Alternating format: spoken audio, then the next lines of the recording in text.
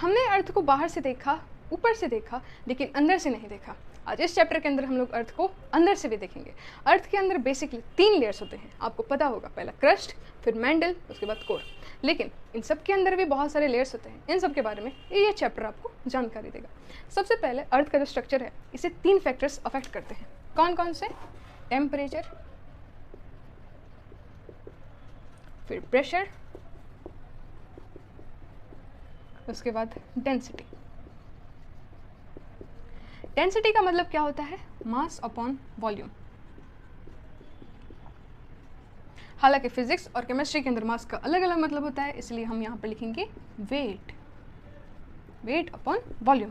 ठीक, तो अर्थ के स्ट्रक्चर को 3 चीज़ें बहुत ज़्यादा अफेक्ट करते हैं, प्रेशर, टेम्परेचर और डेंसिटी। प्रेशर और टेम्परेचर, आपको लग रहा होगा कि टेम्परेचर तो भाई समझ में आ रहा होगा, पर प्रेशर कैसे, इसके बारे में देखते हैं। सबसे पहले अगर टेम्परेचर देखें तो जैसे जैसे अगर हमने टेम्परेचर को बढ़ाया, टेम्परेचर बहुत ज़्यादा इंक्रीज़ किया, तो सॉलिड सब्सटेंसेस लिक्विड के अंदर कन्वर्ट हो जाएंगे, या फिर कह लो सेमी सॉलिड के अंदर हो जाएंगे, सेमी सॉलिड हो जाएंगे। इसका बहुत अच्छा एग्जाम्पल है कि जब भी वॉल्केनो होते हैं, ठीक है, वॉल्केनो क्या करते हैं? इरप्ट होते हैं।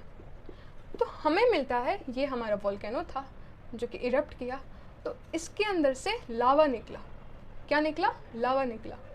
और लावा कैसे निकलता है? सॉलिड के फॉर्म में नहीं, ये हमारा सेमी सॉलिड फॉर्म में निकलता है, कह लो लिक्विड फॉर्म में निकलता है, राइट।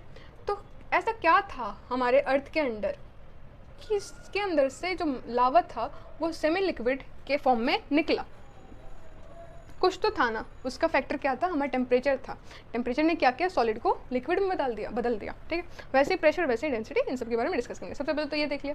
अब जो कोर होता है, सबसे सतह एकदम अंदर, जैसे मान लो ये हमारा अर्थ जो है, ये पोर्शन और ये पोर्शन, तो ये जो कोर होता है ना, ये बहुत ज़्यादा गर्म होता है, मतलब बहुत ज़्यादा गर्मी। कितनी गर्मी? तो 4000 डिग्री सेल्सियस तक की गर्मी बोला जाता है कि यहाँ पर होती है, 4000 डिग्री सेल्सियस, 4000 डिग्री सेल्सियस। और एक फैक्टर ये भी है कि बोला जाता है कि जैसे जैसे तुम नीचे जा रहे हो वैसे वैसे गर्मी बढ़ी जा रही है। तुम नीचे जा रहे हो, गर्मी बढ़ी जा रही है। और कितनी गर्मी, कैसे कैसे बढ़ती है, ये देखो। अगर मान लो 1 डिग्री सेल्सियस बढ़ता है जब हम लोग 32 मीटर नीचे आते हैं। खुदाई किया 32 मीटर पहुँच गए, टेम्परेचर बढ़ गया। पहले 25 था, अब 26 हो गया। फिर 32 मीटर पहुँचे, पता चला अभी टेम्परेचर और बढ़ गया। पहले 26 था, अब 27 हो गया। ऐसे करके जैसे जैसे हम नीचे जाते हैं वैसे वैसे हम टेम्परेचर बढ़ता रहता है। और जो मॉल्टेन वाला स्टेट होता है ना स्कोर का, वो हमारा 5100 किलोमीटर से शुरू हो जाता है। मतलब वहाँ पे जो टेम्परेचर होता है वो हमारा 4000 के आसपास पहुँच जाता है। प्रेशर कैसे अफेक्ट करता है? प्रेशर अफेक्ट करता है ऐसे कि अगर हमने 14.7 LP स्क्वायर इंच नीचे गए तो हमारा 1 ATM प्रेशर बढ़ेगा। ATM यानी 1 एटमॉस्फेरिक, ठीक। अगर हम लोग 2500 किलोमीटर नीचे गए तो हमारा 1 मिलियन एटमॉस्फेरिक प्रेशर बढ़ेगा। और अगर हम लोगों ने क्या किया, हम लोग एकदम कोर के पास पहुंच गए तो हमारा 3.5 मिलियन एटमॉस्फेरिक प्रेशर बढ़ेगा। तो जैसे जैसे तुम नीचे जाओगे वैसे वैसे तुम्हारा टेम्परेचर तो बढ़ेगा और साथ ही साथ प्रेशर भी बढ़ेगा। तुम्हें सांस नहीं आना होगा, सांस कम होता जाएगा। ये था प्रेशर और ये था टेम्परेचर। अब बात करते हैं डेंसिटी की। डेंसिटी कैसे अफेक्ट करता है बोला? अब जैसे देखो, हमारा जो अर्थ है इसके ऊपर 3 लेयर्स है, ठीक है। ये मान लो हमारा है कोर, मतलब इनर, ये है मिडल और ये है आउटर। तो आउटर, मिडल और कोर, इन तीनों के ऊपर 3 चीज़ें होती हैं। आउटर के ऊपर होते हैं हमारे पास सियाल, कैसे याद रखना है? सियाल मतलब सिलिका और एल्यूमिनियम। और मिडिल लेयर के अंदर होते हैं हमारे पास सीमा, सिलिका, दैट इज सिलिका और मैग्नीशियम। और कोर के अंदर होती है हमारे पास नाइफ, के वाला नाइफ नहीं, नाइफ मतलब निकल और आयरन, ठीक है। ये तीनों हमारे अर्थ के अंदर होती है। और आउटर सरफेस की कितनी डेंसिटी है, ये सारे टर्म्स को आपको याद रखने की कोई आवश्यकता है नहीं, मतलब कितने ज़्यादा नंबर जो है उसे डिजिट्स जो है उनको याद रखने की ज़रूरत नहीं है। बस ये समझो कि हमारा जो अर्थ है उसके ऊपर 3 लेयर्स होती हैं। एक होते हैं सिलिका की, ठीक है, फिर होती है सीमा की, और फिर होती है नाइफ की। नाइफ वाला कहाँ पर होता है? अंदर में, सबसे नीचे कोर होता है। और सिलिका कहाँ पर होता है? आउटर। और सीमा कहाँ पर होती है? मिडिल लेयर, ठीक है। तो कैसे कैसे करके टेम्परेचर, प्रेशर और डेंसिटी हमारे अर्थ के स्ट्रक्चर को कैसे अफेक्ट करते हैं, ये आपको समझ में आ गया होगा। हमारे अर्थ के होते हैं 3 पार्ट्स। पहला होता है क्रस्ट, फिर होता है मैंटल, और एक होता है कोर। जैसे मानो ये हमारा अर्थ, उसके अंदर एक लेयर और उसके अंदर भी एक लेयर। जो सबसे बाहर वाली लेयर होती है उसे हम बोलते हैं क्रस्ट, मिडिल वाली लेयर को बोलते हैं हम लोग मैंटल, और सबसे अंदर वाली लेयर को बोलते हैं हम लोग कोर। ठीक, ये तीनों के बारे में हमारे यहाँ पे डिटेल डिस्कशन होगा। क्रस्ट की अगर बात करें तो क्रस्ट को हम बोलते हैं लिथोस्फेयर। ये चैप्टर 1 में भी आपने टर्म सुना होगा। लिथोस मतलब लैंड, जितने भी सतह है लैंड जिसके ऊपर आप खड़े हो, चाहे वो आपका घर का हो या फिर नीचे हो, रोड हो, ये सब क्या होता है आपका क्रस्ट है। ठीक है, आप कभी भी कोर पे नहीं खड़े हो सकते, पहुंच नहीं सकते वहाँ पे। खड़े होंगे तो बहुत दूर की बात है। आप मेंटल पे भी खड़े नहीं हो सकते। आप खड़े कहाँ पे होते हो? आप कोर के, सॉरी क्रस्ट के ऊपर आप खड़े होते हो। ठीक, अब ये जो क्रस्ट है इसके अंदर आपके आएंगे 3 चीज़ें। पहला सियाल यानी सिलिका और एल्यूमिनियम, फिर आएगा सीमा यानी सिलिका और मैग्नीशियम। अब ये जो सियाल और सीमा है इनका क्या इंपॉर्टेंस है? जैसे देखो ये जो सियाल है ये क्या होता है? सॉलिड होता है। ठीक, सॉलिड क्यों? क्योंकि सबसे पहली बात तो क्रस्ट पे है। इसके अंदर ग्रेनाइट्स होते हैं। ठीक है, ग्रेनेड्स नहीं, ग्रेनाइट्स होते हैं। ठीक, और साथ ही साथ इसके ये एक टाइप का क्या है? डिसकंटिन्यूअस लेयर है।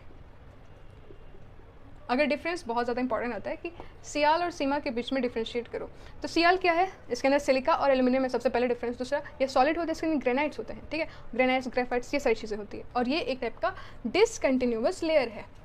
वहीं सीमा की अगर बात करें तो सीमा के अंदर क्या आता है? सबसे पहली बात तो ये कंटिन्यूअस लेयर है, और दूसरे पॉइंट ये कि ये सिलिका और मैग्नीशियम से बना होता है। ठीक है, ये 2 पॉइंट्स आप लिखना है। और तीसरे पॉइंट ये लिखना कि इसका जो कॉम्पोजिशन होता है ना, जैसे यहाँ पर हमने क्या ग्रेफाइट्स और ग्रेनाइट्स, तो इसका जो कॉम्पोजिशन होता है वो बेसाल्ट होता है।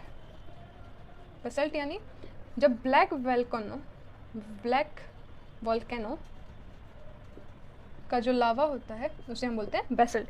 तो ये जो सीमा है ना ये बसाल्ट से बना रहता है। Basalt BASALT। ठीक है, जो कि क्या होता है? ब्लैक वॉल्केनो लावा होता है। उसी के साथ साथ ये जो हमारा सीमा है ये सबसे ज़्यादा थिक कहाँ पर होता है? माउंटेन्स के नीचे।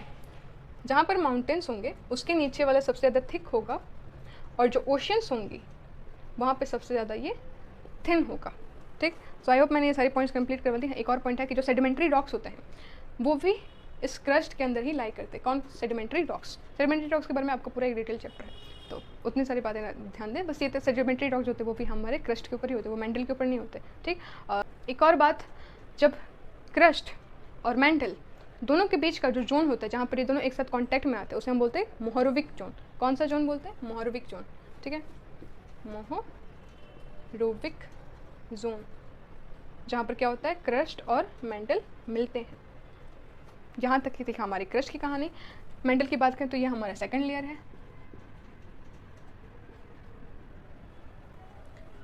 इसकी जो अपर बाउंड्री है वो मोहरोविक है क्योंकि वो क्रस्ट के डायरेक्ट नीचे आता है। ठीक है, और जो लोअर बाउंड्री है सबसे नीचे जिसके बाद कोर्स शुरू हो जाएगा उसे बोलते हैं गुटेनबर्ग, या फिर कहते हैं गुटेनबर्ग, जुटेनबर्ग, जो भी वर्ग होगा।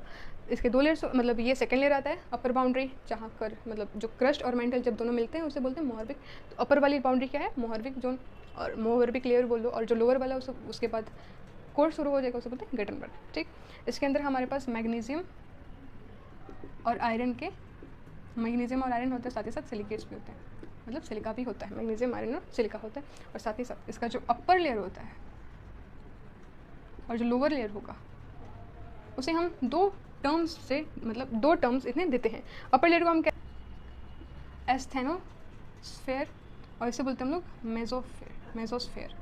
ठीक, छोटा सा कोर, छोटा सा मेंटल। कोर की बात करें तो इसे हम लोग बोलते हैं बैरोस्फेयर। ठीक, इसके 2 पार्ट्स होते हैं, 2 कोर होता है। कोर का भी 2 पोर्शन, पहला एक होता है इनर और एक होता है आउटर। मतलब अगर हमारा ये अर्थ है और ये हमारा कोर वाला पोर्शन है तो इसके भी 2 पार्ट्स होंगे, एक अंदर वाला, मतलब एक अंदर वाला और एक बाहर वाला, इनर और आउटर कोर। इनर कोर के अंदर जो होगा यहाँ पर नाइफ मौजूद होगा, यहाँ पे टेम्परेचर ज़्यादा होगा, यहाँ पे जो प्रेशर जो होगा वो बहुत ज़्यादा होता है, और यहाँ पे जो सब्सटेंसेस होते हैं वो सॉलिड फॉर्म में होती है। और ये जो आउटर कोर है इसे हम क्या कहते हैं, सेंट्रल कोर, ठीक है, सेंट्रल कोर। तो यहाँ पर जो होता है ना, यहाँ पर मोल्टन फॉर्म में होता है।